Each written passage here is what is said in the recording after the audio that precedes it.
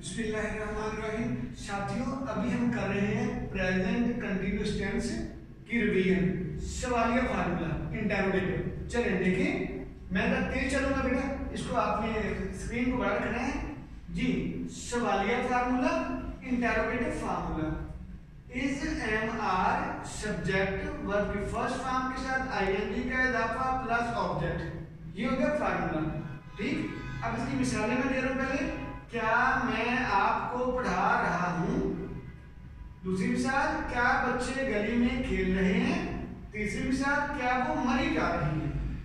आगे अब इसकी ट्रांसलेशन करते हैं। क्या मैं आपको पढ़ा रहा हूं, जरा गौर कीजिएगा।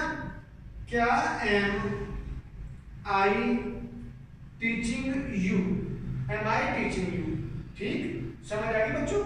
आगे चले, लिंक। क्या बच्चे गली में खेल रहे हैं। क्या बच्चे गली में खेल रहे हैं। आर, बच्चे ज्यादा हैं, चिल्ड्रन है तो आर आएगा बाहर। Are children playing in street. Are children playing in street. क्या बच्चे गली में खेल रहे हैं।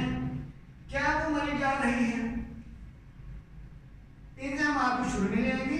क्या वो मरी जा रही है। Is she going to Lahore. Is she going to Murree. ठीक, इज शी गोइंग टू मरी। जी इंतजार करना।